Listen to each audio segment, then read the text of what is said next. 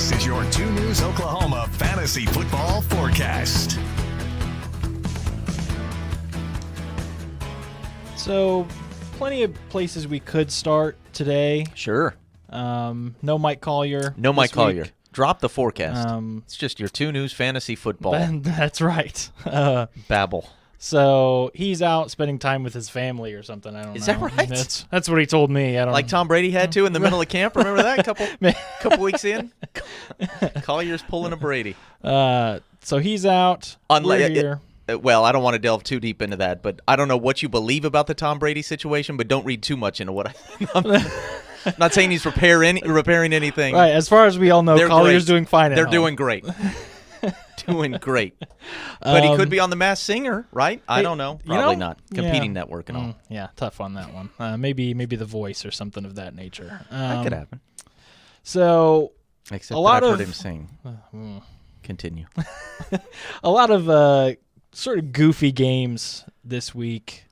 He got wild in a couple places. Sort of just comebacks that you didn't see coming. Mm-hmm. You know, like a lot of those like next gen stats popping up on your screen saying, this team probability 99 point something percent win probability, and then Joe Flacco comes back. And then Joe Flacco. I mean, that's the thing, right? I mean, you had Tua pulling off an epic comeback and Kyler Murray, and you kind of like, okay, you get it from those guys. When Joe Flacco is, and look, that's the Browns being the Browns, and I am here for it. I love it. I hope they lose every game. I hope they lose every game the rest of the way. Yep. Every week I seem to see some tweet of some fans at like their tailgate or whatever that is like abhorrent and just makes your skin crawl. So yes. I'd like them to do poorly. Hey, I'm with it. Look, that was probably the game that had me most excited on Sunday because in another fantasy league, I am depleted greatly. I can't remember. I know J.K. Dobbins was part of it, but I had 2 or 3 starters out, and the team wasn't very good to start with. And I went with Garrett Wilson in the starting lineup, and boy, did that pay off. Thank you, Joe Flacco. Thank you, New York Jets. Keep throwing to that guy. It's interesting, right? Olave has been targeted some, but it's Wilson, and then this kid for the Cowboys, Noah Brown. I mean, that's intrigued me now a little bit. I mean, I don't love anything about the Dallas Cowboys offense at the moment, but 2 weeks in, I'm beginning to think, well, yeah, Brown's not a terrible play. CeeDee Lamb might be. I have him in my starting lineup in this league, and that's at some point it's going to bite me. But that's the funny thing about Noah Brown. Like, I don't know if that's like just a chemistry thing with Cooper Rush because they were both like second teamers. So like, does he just know where he's going to be better than some of these like starters who he just doesn't have that much time with? I don't know. Week 1 when I wasn't paying enough attention to him, I wrote it off as just they're doubling CD. He's the guy who's open. You look at him though, yeah. I could see that guy as a successful NFL receiver. You know what I mean? Like, I think went to Ohio State, right? That's why I had the Garrett Wilson. Not just the biggest career, collegiate career at Ohio State, but, like, the material seems pretty good. Like, I could see him being a guy who puts up decent numbers for sure. I don't think he'll continue to be their top receiver, and they did. Boy, they targeted Lamb a bunch on Sunday, and for my sake, I hope that continues. And Noah Brown was one of those guys that probably is available in a lot of leagues. Sure. After this week, not so much. Yeah. But if he is, like, if you have a kind of a less deep league, like no doubt, he's definitely a guy you should be picking up. If only to have available should one of your more reliable options go down. Yeah, I mean, somebody's got to make the plays if they're, if Lamb's going to continue to see junk coverage, and now we'll see, right? When Dak returns, I mean, he's promising things that seem ridiculous to me, but it's Cooper Rush this week, and so Pollard and Brown are the guys who, I like that. New faces, give them a little bit of juice. I think I started Pollard in both of my leagues this week, and it ended up being a good play. Thankfully, I think he scored on the catch down the sideline. I don't know why. For whatever reason, it seems like people never quite understand that the ball only has to touch the tip, and they seem to have trouble with when a knee is down. Anyway, I thought he had gotten in, but I'm glad they kept him in and let him get the 1-yard touchdown paid off.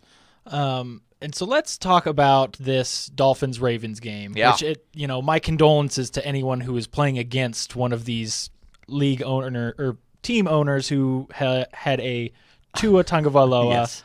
Tyreek Hill, Jalen Waddle, or Lamar Jackson. Oh, boy. If you're facing one of those guys this week, if you won, not good your for fault. you. That's right.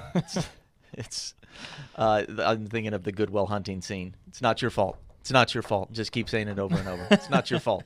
So, out of that, Lamar Jackson leads QBs for week 2. Yeah. 42.5 points if you're in a PPR league. Just unstoppable. Just like there's questions on that Ravens defense for sure with how Tua and Tyreek and Jalen Waddle were able to just march down the field over and over in that fourth quarter.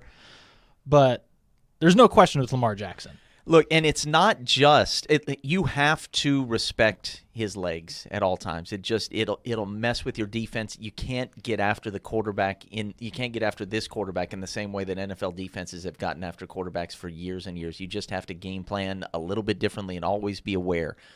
That said, it's not just the threat of his legs. Like, I know it looks a little bit wonky. I've always been out on him as a passer in terms of I'm not talking fantasy here necessarily, but in terms of maybe winning the Super Bowl.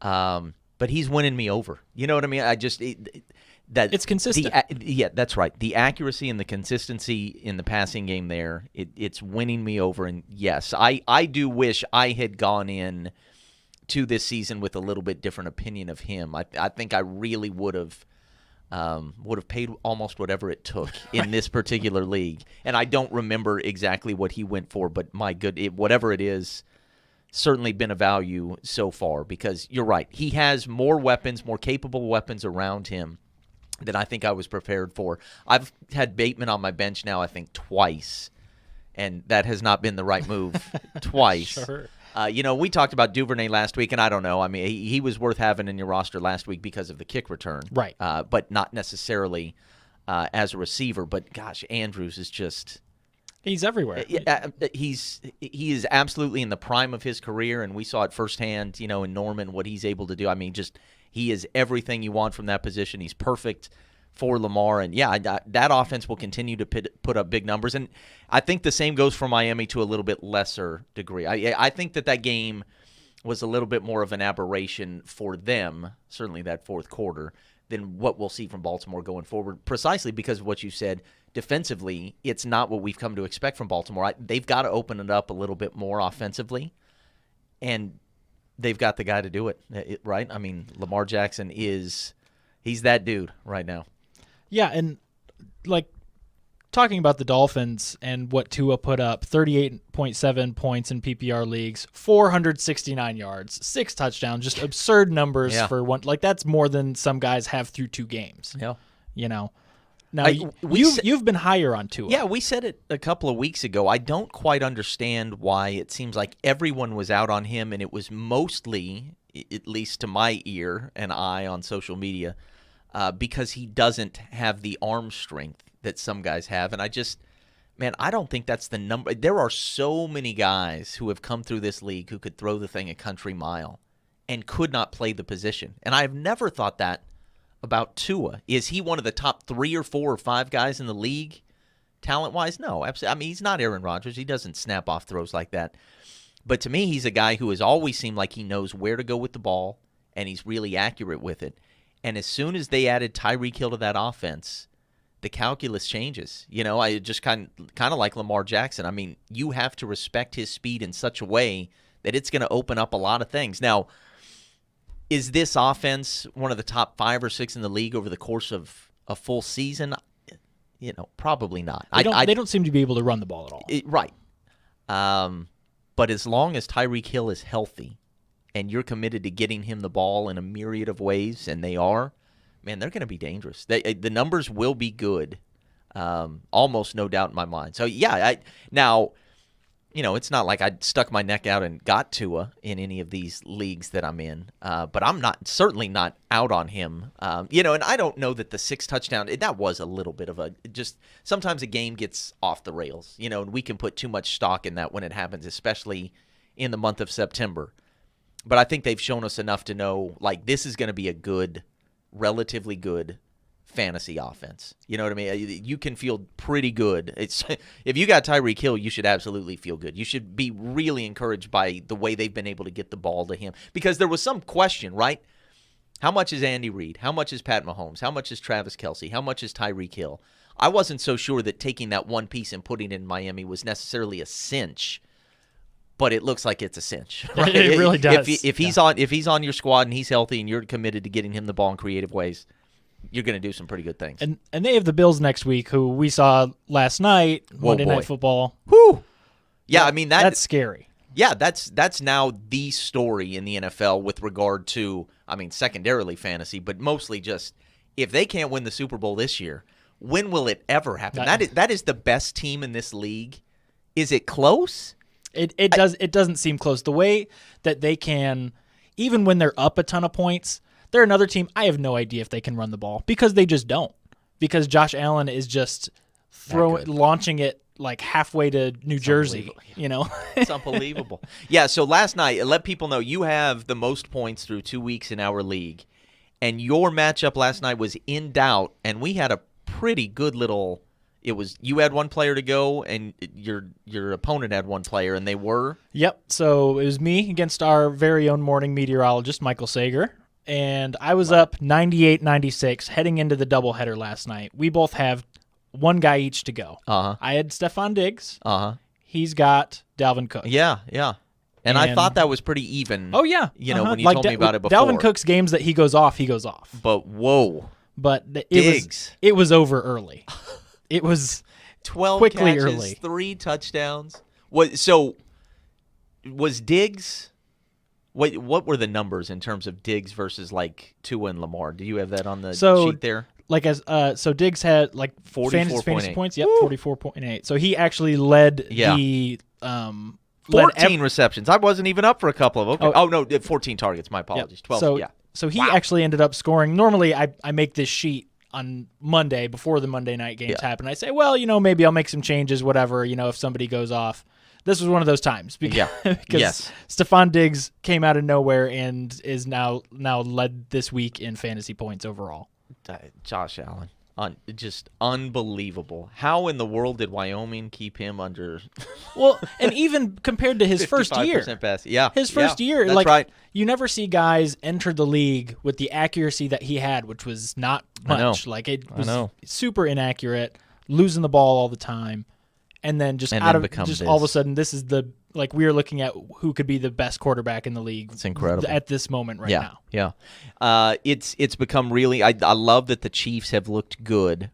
Although I mean, you could make an argument that if that game had been played in L.A., perhaps you know what I mean. The Chargers were every bit as good as the Chiefs were on that, and it was just that's how it ended up. Give the Chiefs credit; they've won a lot of those games. Buffalo last year in the playoffs was one, but it feels to me. And we say, look, it was interesting that the Vikings and Eagles was juxtaposed last night because for a half, I felt like Philadelphia. It felt like Philadelphia, Buffalo. That could be what it is at the very end. Two teams that kind of went all in, spent well, have their quarterbacks. Jalen Hurts is playing really well. Yeah, absolutely. The chemistry with A.J. Brown has been really good. They got Smith involved last night, and obviously what he brings with his legs. And look, the thing about both of these teams. Lamar has been mostly durable, but these are quarterbacks who can take a hit, right? I mean, you can see them surviving 17 games, running as much as they do because they're just built differently than almost every other quarterback in the league. That is not to say that you want to run them needlessly or that, they won't get tuned up, squared up the right way or wrong way and suffer one of those unfortunate injuries. But, man, these are two guys in the absolute prime. Big and strong, able to run, and so you have to respect it at all times. Very often with quarterbacks who can run, you get the sense that they don't really want to. The threat is there potentially. Thinking of kind of Kyler Murray, right? Yeah. We saw that 2-point conversion, by the way. Was that the play of the year in the NFL? Oh, it was unreal. 20 seconds of just... 20 I'm full here, seconds. I'm back here. Now, is anybody open yet? No? Okay, I'll run it. I heard somebody say he ran 80 yards. But at the end of the day, because of his size and how slight he is, you don't get the sense that Arizona really wants to run him. And there's a reason that Kyler has looked different in September, October than he has November, December, and January in his career so far. I think his body does get worn down, but I'm not sure you have the same thing in place. Certainly with Josh Allen. Yep. And maybe also to a little bit lesser degree, Jalen Hurts. I think he was worn down at the end of last season, but man, that is a big, strong kid. No, yeah, there are a lot of. It definitely seems like Murray. There seem to be a lot less designed runs for him. Like all these other quarterbacks, it's like, oh, they're gonna, there's a power run to the right. Yep. At power least, is what's missing. You're right. In Arizona. At least one every couple series, if not more. Yeah. But he's not ever doing that. No, all of his rushes are scrambles. Yeah, so I am really, as is everybody. I'm not saying anything that people don't know if they pay a little bit of attention to the NFL, but I'm impressed. Certainly, obviously, with Buffalo, I think that's just the best team in the league. But based on what Detroit did in Week 2, I'm a little more impressed with Philadelphia than I expected to be. And the defensive performance last night was really, really good. They got after Cousins. They were able to shut down Jefferson to a large extent. That's a team with a lot of talent, and if Jalen can play at the level he's been playing at, if he can be as accurate as he's been so far, like Philly is a team that worries you for sure in the NFC. So going back to some of the guys who are, a similar situation, a quarterback who is expected to be this guy who can, fantasy-wise, he can get you some extra points on the ground. Trey Lance hurts his ankle. He's out for the season. Now, luckily for the Niners, while, silver lining, you kept Jimmy G. Yeah. Now, he's one of these guys who's probably available in, most standard leagues to pick up on the fly. Yep. Is he going to be a guy who is going to give you that many points? If you have no other options, sure. He feels like in a 2-quarterback league like what we have, absolutely a very nice option. Like, you know what you're going to get from him. Yeah, it's about 15, 16 points, somewhere in there he's going to average. And that's, if you have a 2-quarterback league and you have that open offensive player slot, it's better than like floating out any old running back, receiver, whoever in that spot, because he's pretty much set for that amount of points. Mostly durable. Here's what's really a bummer to me about the Trey Lance thing from a fantasy perspective.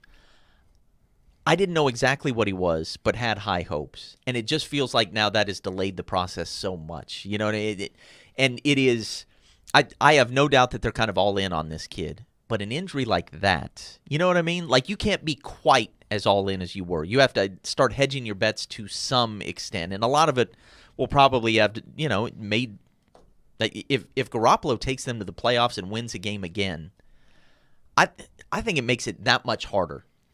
To go back to Trey Lance next season than it was even this year. We all know what the ceiling is, but you haven't seen for anything Garoppolo yet. I'm talking about. But yeah, with Lance, man, it just delaying that process. It's a shame. And that's not to say that there haven't been quarterbacks come back from a similar injury. But when you're talking about a guy for whom mobility is a big part of what you're banking on, that worries me. That a broken, and granted, those things they heal completely with surgery, and so. But still, I think a guy becomes, just like Dak, returning from his injury, I don't think has ever been quite the threat to run that he was before. I wonder if maybe that'll be the case for Lance. Probably not, because he hasn't made his bones yet. He hasn't accomplished what Dak had pre-injury. But, yeah, I have no idea what you got there. He played one game in a monsoon, and then he played for a quarter. And, going into next year's fantasy draft, I feel like I'm even less certain about what Trey Lance might be than I was coming into this one. Yep, definitely, and that's probably the case for the Niners overall. They sure. have no idea what they're going to end up with next season when he comes back. Other injury updates: Justin Herbert. Yeah, this is of concern for you, right? Yep, he's been listed as questionable fractured rib cartilage, which sounds way worse than questionable to me. Yeah, they have shoot him up. They host Jacksonville next week. Yeah, and what. Look, Jacksonville showed themselves far more capable than what we've seen in some time. If it were just me, as just a fan, forget having him on your fantasy squad, man, I'd say sit him in this spot. We saw on the play where he sort of, could have run for a first down and just gave up and tossed it to the side before he made the throw of the week. It looked bad, certainly in the moment. I don't want to see that guy getting hit again this week if you can help it. But I haven't read any of those injury reports. I don't know exactly what the practice timeline is for Herbert. But I would be a little bit worried, especially in like a 2-quarterback league like this. I don't know what your third quarterback situation looks like. I don't have one. It would not surprise me at all if we get late in the week and hear actually he's going to sit this week against Jacksonville. If it we're a more difficult opponent, I would almost pencil him in more readily. But man, I'm not so sure. I wouldn't want to sit him in this spot. Right. Like this is like today's the day. Like for me, because he's my quarterback in our league. I have Wentz as my second quarterback, which hasn't right. Like when you watch him in the games, you're like, oh, this guy's not doing well, but he's putting up points. He's the last 2 games, it's been like 27 points. Yeah, okay. So like they sort of rallied to They made that game in Detroit close, regardless of how Wentz he was being, But I'll have him. And then I'll probably end up having to grab like a Jimmy G or some of these quarterbacks who would be available. Not Cooper Rush. A Jared Goff, perhaps. Yes. Look, what was Goff's production roughly? It was about last week? It was similar to Wentz. I thought it was, but he's not somebody that was being played in our league, right? No, I don't think so. Look, man, that offense has shown me maybe a little bit more than expected. I mean, obviously the connection with St. Brown has been good and was really, really good on Sunday.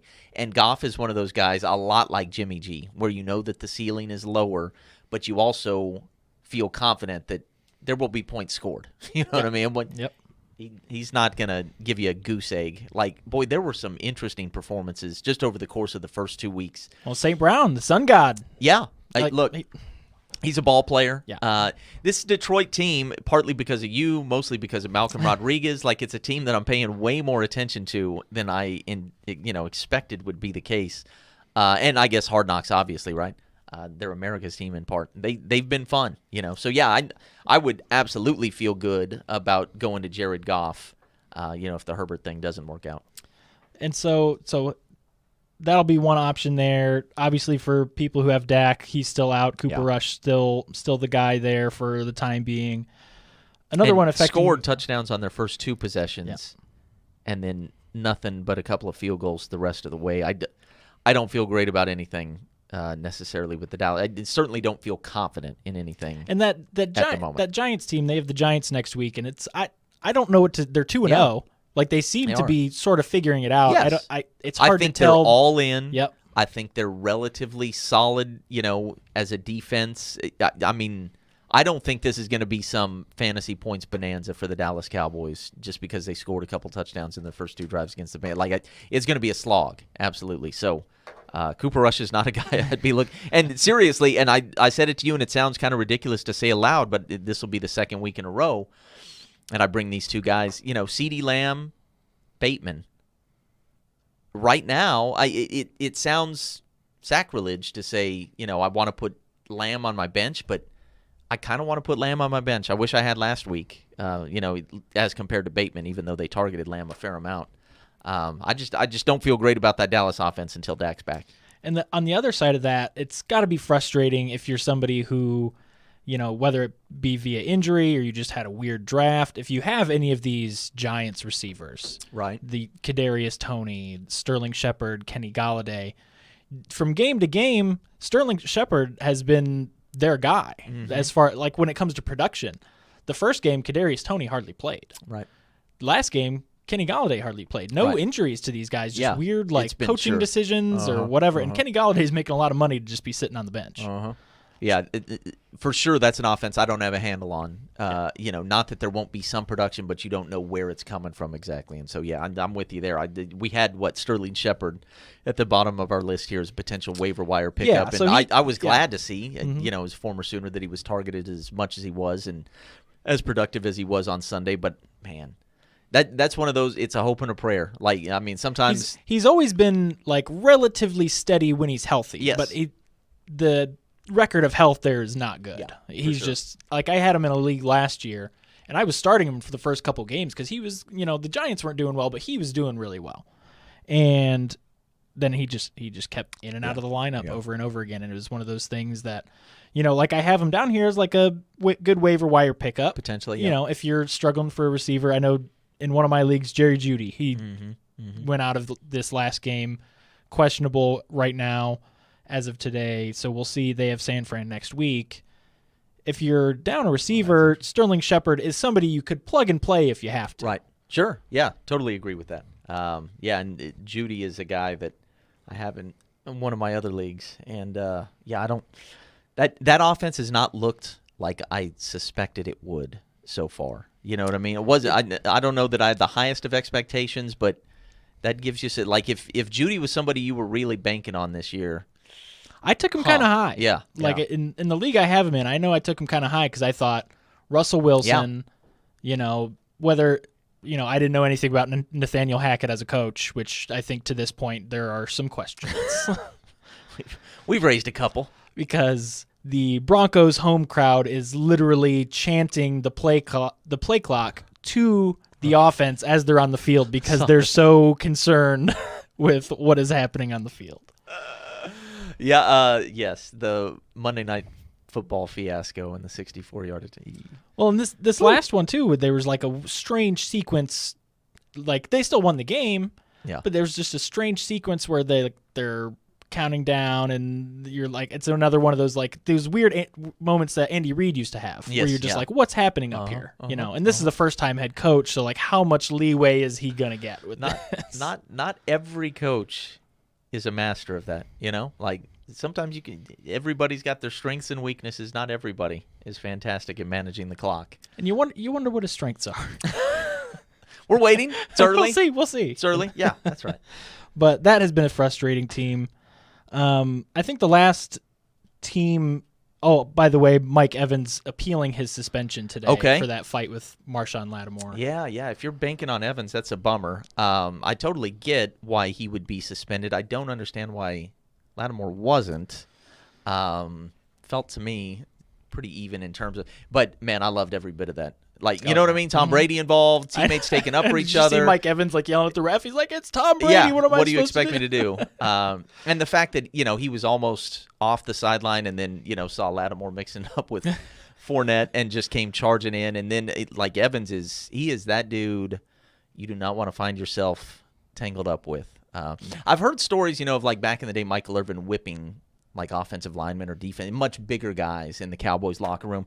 Evans seems like that dude. Like everybody knows we don't mess with Mike. We don't make Mike angry. So that was actually a lot of fun to watch. That game, there was more fighting than scoring up to that point.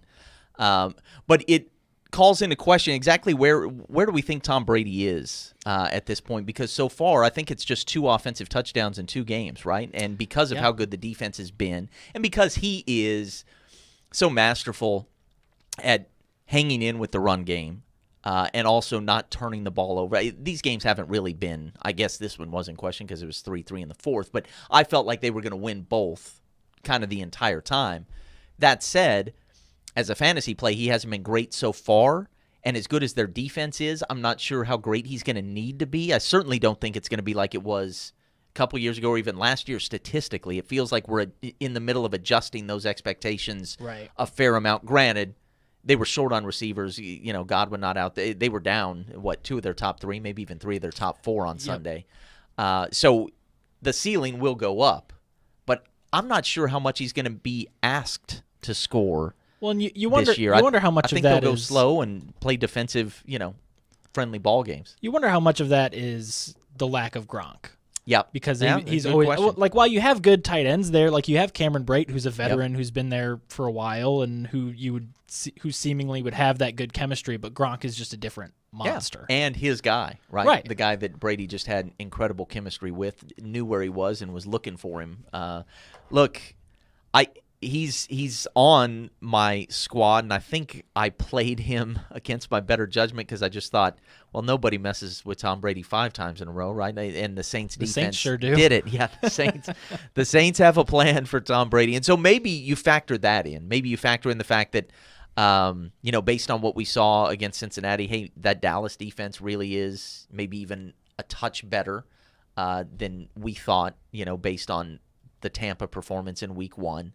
And this Saints defense just always has it out for Brady. They've got a great plan for him. So maybe it will be different going forward as soon as he gets his receivers in. But I don't know. I get the sense that, and I can't remember exactly what his touchdown-interception ratio would have been last year, but I get the sense that you can knock it down considerably this year. Just he's in a little bit different headspace mentally, for reasons that, we've talked about that already. We don't know exactly what's going on, but taking off the time that he did. And obviously at some point, right, this guy's got to not fall off the cliff, but he's got to come down a couple of levels just physically. Maybe in like a decade yeah, or so. Yeah, that's right. It feels more like a 24-25 touchdown season for Brady as opposed to 44-45, like we've grown accustomed to since he put on the Buccaneers jersey. So that's interesting. I have Rodgers and Brady and Burrow. And I left Rodgers on my bench this week. That's just an overreaction thing, right? I mean, and part of that was weapons. Didn't know exactly if Lazard was going to be or what level he would be at. But, that week to week, it'll be interesting. Burrow is the guy you feel best about, partly because the way they're playing, they need to throw the ball for 4 quarters. But between Rodgers and Brady, those two great aging quarterbacks, it's going to vary, I think, quite a bit this year, because it's not about numbers for either one of those guys anymore. It really is just about wins, and Tampa can manufacture wins, hardly scoring anything at all, it appears. And so our last thing here, Baker. Yeah. I don't know what to, Yeah. I'm assuming that Carolina is just this bad. I think you're right. I think that's like Baker isn't playing lights out and you're like, oh man, get him some help level, but I don't know. Is Matt Rule going to have to go back to college? It just seems like his time here is done. Yeah, well, Nebraska probably ought to be making an offer he can't refuse right about now based on the what fans I saw are already on offering Urban Meyer. Oh, my gosh. Oh, this is not a college football podcast, and I don't know how many Urban Meyer things I can say that are allowed. Yeah, I've come to that realization. There was the fourth quarter against Cleveland that gave me hope because Cleveland's good defense. But this Sunday was not good. And so, yeah, perhaps this is just what Carolina is. I'm still not convinced that he won't, teamed with McCaffrey, just find a formula. We're still young, right? It's still early in the season, early in his time there. I'm not writing them off completely, but yes, it's not been great so far, and I can't come up. There's no counter to that right at the moment. Carolina probably is that bad. When the O-line, everybody said it, right?